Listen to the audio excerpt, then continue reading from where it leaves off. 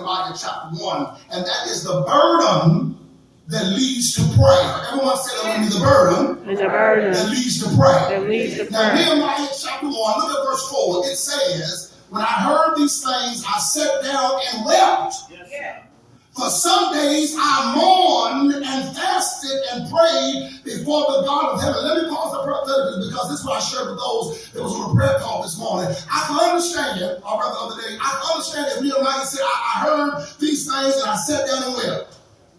That's not what it says. He said, yes, I heard it. Yes, it hurt. Yes, I wept, but I moved on. And now saying, I fasted and I prayed.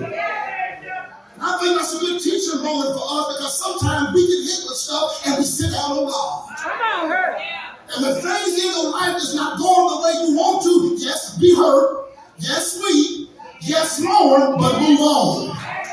Say amen. Verse 4 says, when I heard these things, I sat down and wept. For some days I mourned and fasted and prayed before the God of heaven. Now, if we enter this text correctly, Nehemiah's story begins with brokenness.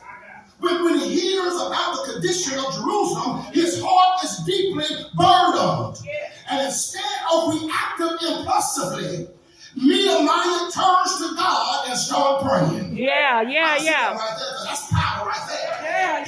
He heard about this stuff that was going on with his 10 people in his whole land, and instead of him acting impulsively, he's not going on my knees.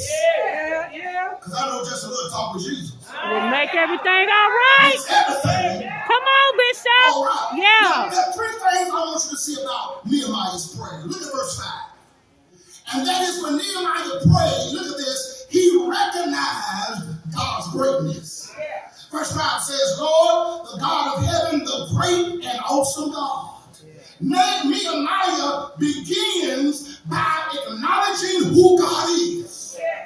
And listen to me what I'm talking about, sister. Prayer starts with worship. Yeah. When you pray, don't just say, God, I need and God, I help me. No, Father, thank you. Yeah. You ever heard old deacons pray, Father of Abraham? Yay! What they do, they laying the foundation and they worshiping God for not stuff, but they worshiping God for who He is. And how many of y'all can testify when you pray and you know who God is, that'll shift your prayer life? So he recognized God's greatness. Verse 5 says, let Lord, the God of heaven and the great and awesome God. Nehemiah begins by acknowledging who God is. And prayer starts with worship, reminding you and I